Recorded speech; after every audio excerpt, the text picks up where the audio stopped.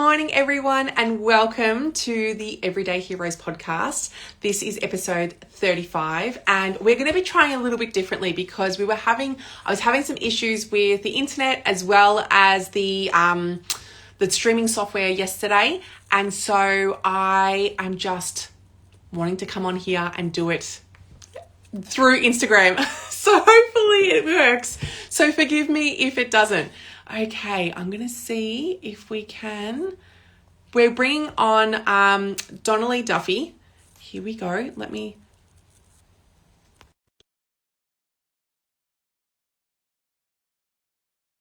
Speech pathologist with 30 years of experience under her belt. So she is a paediatric speech pathologist, and she deals a lot with kids who are autistic, right? Who are neurodivergent. Okay. And so what it is that we're looking at how speech pathology helps and works with autistic kids and how it's helping and what's going on. So let me just see if I can see that she's joined. The joys of knowing how to add someone. Go live. Let's see if this works. Oh dear. Don't you just love it? Okay.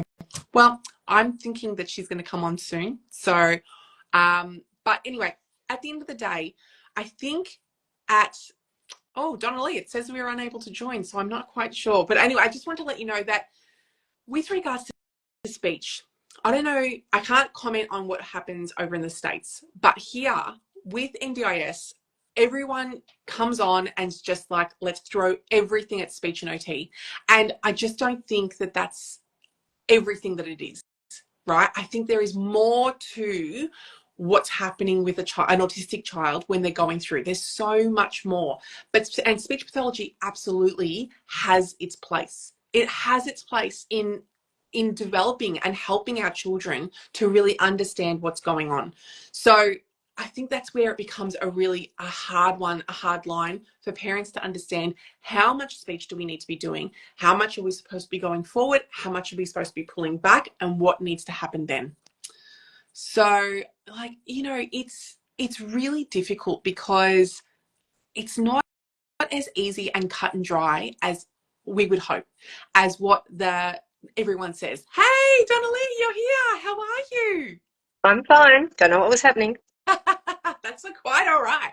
All right, I'm going to sit up a bit more. So, thank you for joining me. Oh, you've just gone. Oh, there we go. Thank you for joining me. I'm sorry that we had so many issues yesterday and all the tech issues and the joys of tech. But I wanted to thank you. I wanted to bring you on so that you can share so much of your wisdom with so many people here because it's so important. I think that we need to share this because parents are in the dark a lot of the time. They don't know what to do. They don't know what direction to go in.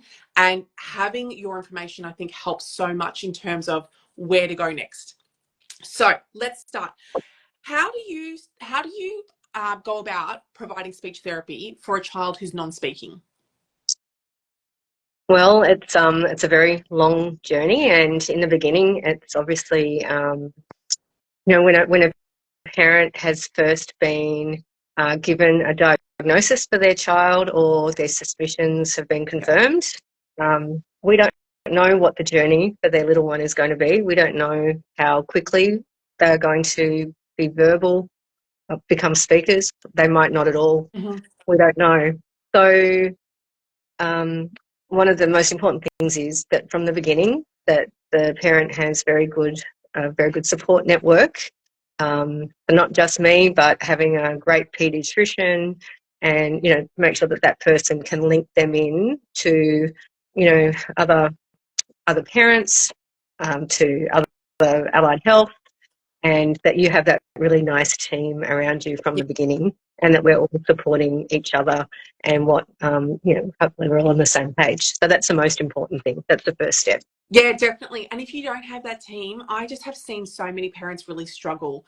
And for me personally, I definitely know that I have gone to my allied health team and used them as a bouncing board, like as to be able to what do you think about this? And not just about, my son's therapy, but around everything, like the scaffolding that is the therapy that's provided for him and for a little bit for me, because, you know, if I'm not able to do that speech therapy for him, how do we move forward, right? If I'm struggling, I'm not coping, and I'm barely keeping my head above water, you know, we come very much, I often say that with the parent and the child, we're very much like a ham and cheese sandwich, right? We're together. You can't separate us. Well, you could, but, you know, who would want to?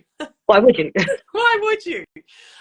So I think it's so important to have that relationship with the parent as well, and it makes a big deal.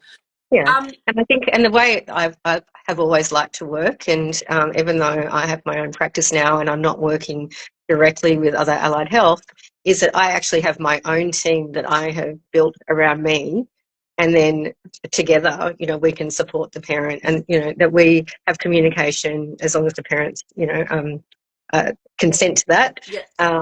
But, you know, often, you know, us having that strong bond and knowing what each other's doing, that's the way forward with you know, working with families. Yeah, definitely. So let me ask you, is verbal communication always the aim? Well, we live in a mostly neurotypical world where most people speak. But we know that there's so many people that are not neurotypical, and or for whatever other reason don't speak. Yeah. And we have spoken about this before, and it's the analogy of with reading glasses. Why would you not allow a child to wear glasses when you know that that's something that's going to help them?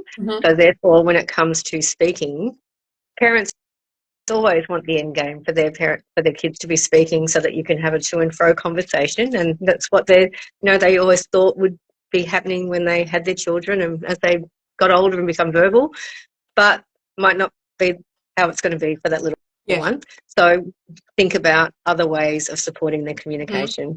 So using what they're already doing to communicate, really making parents aware of things that their child is doing that is actual communication. So if they might not be talking, they may be communicating in a really strong way. So I feel like my job is to really help parents and support them to see what their little ones are actually already doing, like their strengths of what they're actually doing, and what the meaning might be behind it. Absolutely. So that's a great segue into going into talking about AAC devices. So can you just share with the listeners who may be on the beginning of their journey what an AAC, what it stands for, and what is it? Okay, so it's assistive and augmentative communication. So it's giving someone an alternative or an assisted way of communicating.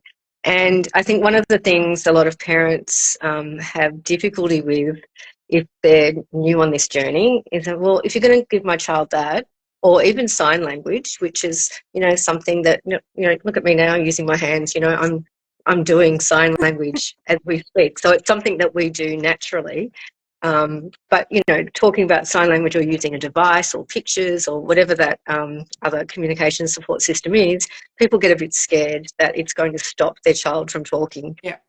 Whereas it is just going to give them a way of communicating while we work on their verbal language, if that might, you know, because it might be a possibility one day that they will be verbally talking. But, you know, it just gives them some other ways in the meantime. And also all of the research shows that using other ways of supporting communication actually does help for those ones that eventually may be verbal speakers. It actually helps that process because it's still giving them language skills. So it might not be speech, but it's language skill, which is really important down the track. Yeah, it's funny. I want to share a story with you. Very at the beginning of when we started this journey, I was with a different speech pathologist, and I remember the day that she told me, look, I think that your son needs an AAC device. And I remember Donnalea thinking, how disrespectful was she? Like, how rude. Like, he is going to talk, and how dare you even come in here and tell me that he needs an AAC? And I got so angry and so offended that he didn't need this. He was fine. And now looking back, you know, he's now 10, he's minimally speaking, and I think I wish I had the coaching in place to be able to to meet those limiting beliefs where they Yeah. were, the beliefs that said like, no, he doesn't need it, when in actual fact, like you were saying about the glasses, that he actually did need it and still probably does need it, in terms of just being able to, especially when he is dysregulated, having a space to be able to communicate when he can't use those words, right? Yeah. So important. Yeah, and I guess in hindsight, and it would be a really nice thing that you'd be able to share with people down the track. What could have been done differently that might have encouraged you to be more open to it, or nothing, because you weren't ready, and that's okay, because around the time of getting a diagnosis, there's so many feelings that maybe nothing, maybe the best presented case might not have ever worked. And it's so true, because I often say that with clients, with coaching clients, like if you're not ready to take the next step, there is no way that anything that I'm going to say or do is going to change, right? And it's the same with parents, whether they're looking at a new therapy or they're looking at a new whatever, right? They need to be ready in order to be able to facilitate what's going to happen. Yeah. Why I say it's so important for parents to have their mindset right, because it really does affect how a child is going to, how they're working, how they're developing. So I absolutely. I think one of the myths I wanted to ask you, and I don't know if you touched on it before, but in terms of this myth around how AACs will stop children from talking. As I just said, it will actually give them language skills for down the track, whether they are become talkers or not, but that it will help them to become more competent communicators. And actually, and I can just give you, if you don't mind, if I just give you an example of a little guy that I'm working with at the moment. And so one of the there's been a bit of talk lately about PECS, which you would have known about, Picture Exchange Communication System. That's a whole other podcast that we can talk about that and the reason for against it. Anyway, this mum has been great, and she's really taken on board, the idea that her little guy needs support for his communication. So she has done pictures, which is amazing. So he now, so when you look at this little guy and he's not really playing like, typically developing kids, he doesn't really have many words, and he actually goes up to his board where the pictures are, and he actually takes off 2 pictures and goes and gives them to her, and it is mum, picture of mum, and drink. Oh, I love that. Okay, so this is a little guy who can't really talk, but he has now learnt that, okay, I need to put 2 concepts together, and he's able to do that. So that is not just a single word. It's just not drink. It's mum, drink, or mum, bottle, whatever. So that's a development in his language, putting 2 words together. When if you meet this little guy, he's not putting 2 words together, but he actually is able to communicate using that complicated system. Because I can't imagine.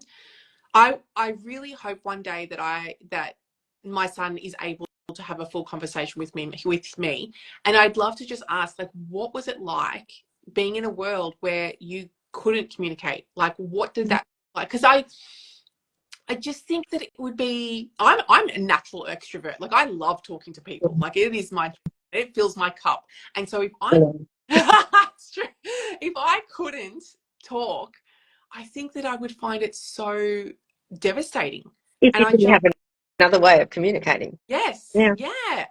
I'm seeing kids who just aren't given the resources, whether it's an ASE, whether it's whatever else, to be able to assist in that communication, because every deserves the right to communicate. Every deserves that. Yeah, and one of the really difficult things is trying to decide, okay, well, how much can the little person or big person cope with? How much can parents cope with? Because I actually feel that we need to offer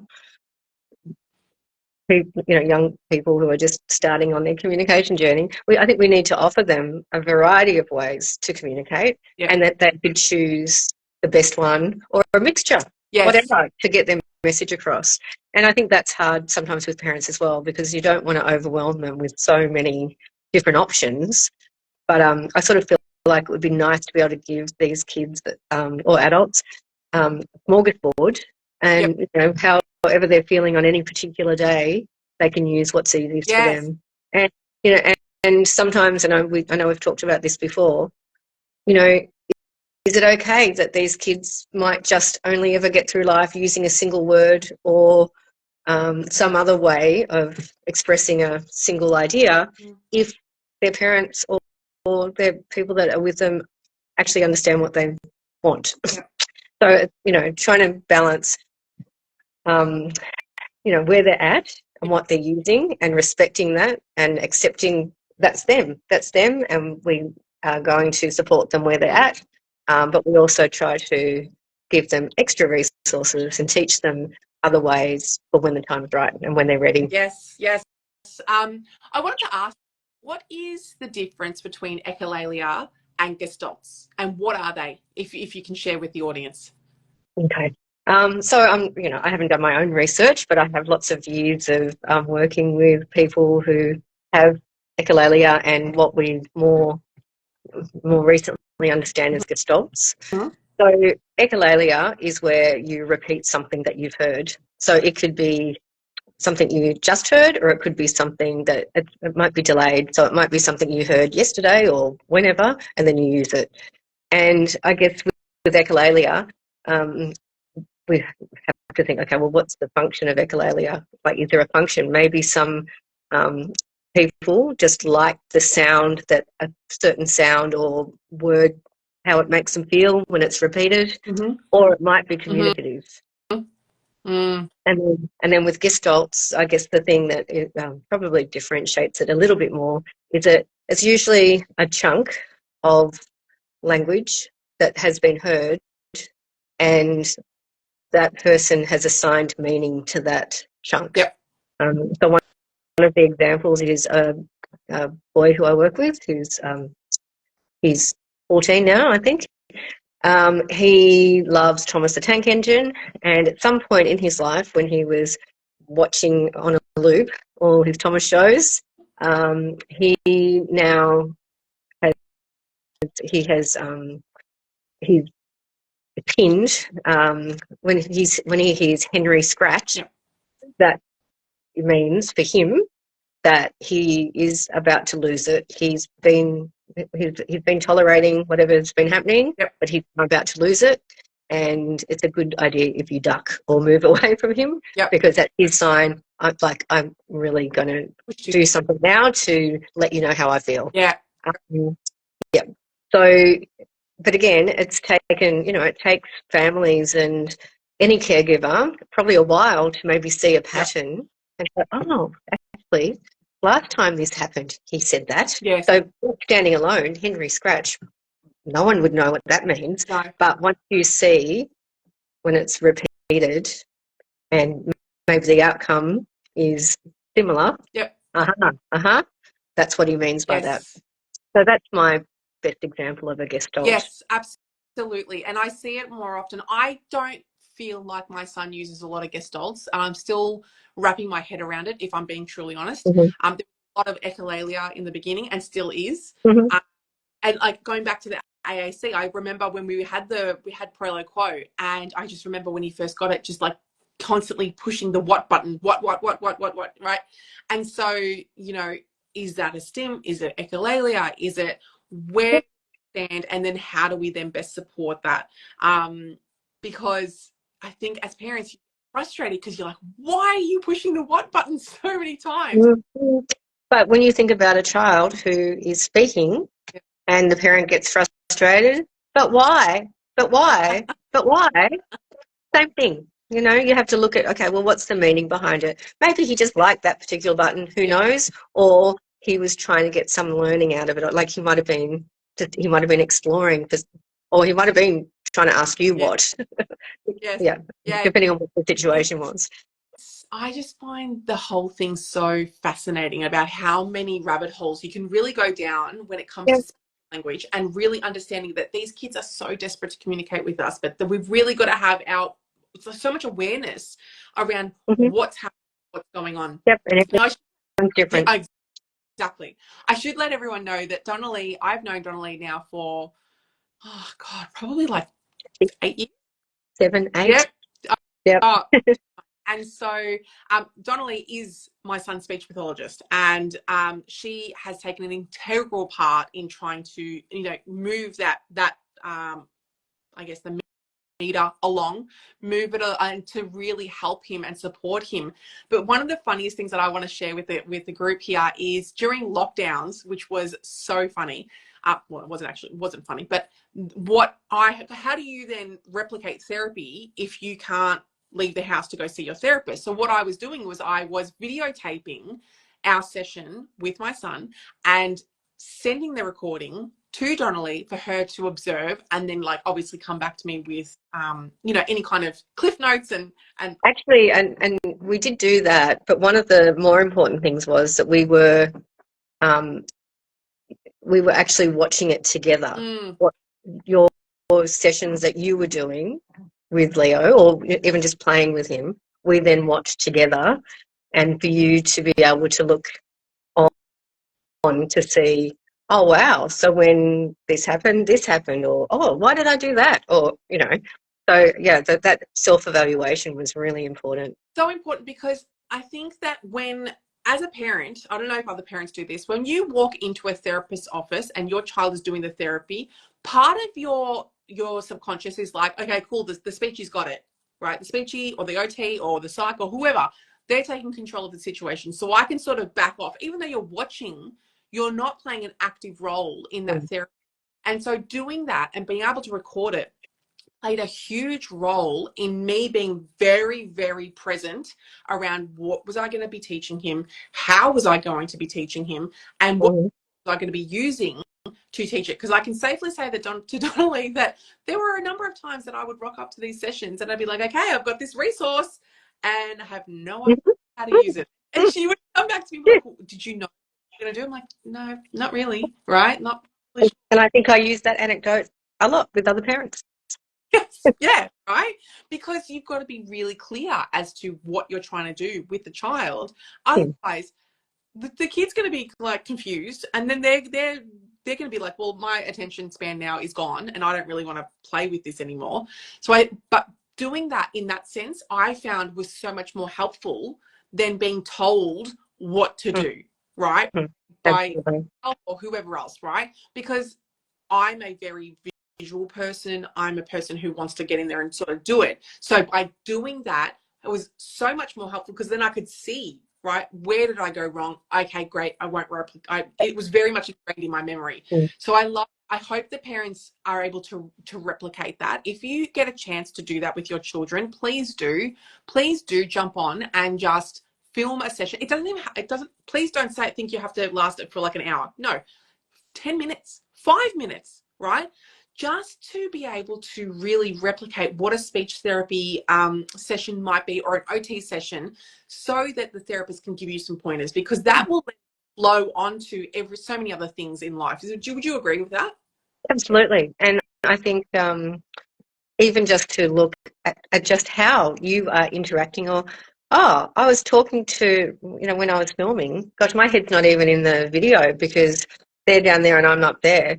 You know, 101 of communication is, you know, you need to be face to face and eye level. Yes. You know, yeah. Most of the time to get lots of cues across. So even just little things like that might get picked up by watching yourself on a video and go, oh, I wasn't even close to them or whatever. So yeah, I just think it's really, it's just such a powerful way of learning about yourself and how you're communicating and how your child's communicating with you. Yes, exactly. Okay, the time has come to do our 5 rapid fire questions. Are you ready? Possibly. Let's try. Okay. What's one thing you wish you knew when you first started your journey as a speechy? That I'm not there to fix problems. Yes. Yeah. That it is a journey and a relationship that you have with the family, and that my job isn't to go in and fix, and to let parents know that as well. Yes. Yeah, yeah. Because who are we trying to fix? We're not trying. I'm not. I wouldn't take a child to any therapist and be like, "Fix my child." That's not how it works. This is It's not. you're not broken. The child is not broken, and you are not broken. So let's really make sure that we're really understanding that. How has your perspective on autism evolved over the years? I think, as I've said to you in the past, that even your son, all of my little ones, or now big ones that I work with, that they have taught me so much.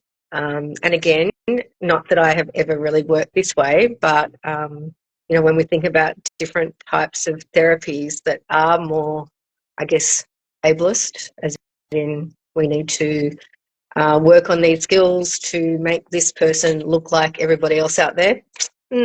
That's not how we do things. And I think just working with so many beautiful autistic people and their families, that's really helped me to understand and appreciate that. Yes. Yeah, absolutely. Oh my gosh. There's so much to be said about ableism, but that's for a completely different podcast. What's one piece of advice that you give to parents who are just starting out on their autism journey? I think, as I said before, the most important thing is to have a really solid team around you that you can trust, that you feel comfortable with, and that, you also have to be prepared to sometimes let go if it's not right, if it's not a right fit for your family, but just to be honest with yourself, because that's what's going to really benefit your little one and your family. Yeah, absolutely. Are there any book recommendations that you can think of that might be helpful for anyone listening? As I've also said, everybody's different. Yes. So there's not one book that I would recommend, but I think, without being overwhelmed, because there's obviously a lot more writing out there now. And actually what you were saying before, I always love to read, I do like to read books that are written by autistic people. And they talk about their journey and what it was like when they weren't able to communicate for, whatever reason. So, just I think widely read lots of different people's experiences, because no one's the same. No, 100%. And everyone's journey is going to be different, right? And that's fine. There's no right or wrong. We just want to make sure that as parents, we're doing everything we can to support, that we can then on turn support our children. Yeah. And do you have a favorite motto or saying? Yeah, just be honest. Be honest if you don't know something. Be honest with supporting reasons why. Don't just be brutally honest and leave something hanging out there that's going to distress someone. So be honest, and be honest about your own skills. Be honest about how you see things going and the relationships. Or, for example, sometimes I will say to parents, do you know what? I just think maybe at the moment, now's not the time for me spending so much time with you. It might be someone else that's a better support person at that time in their life for whatever reason.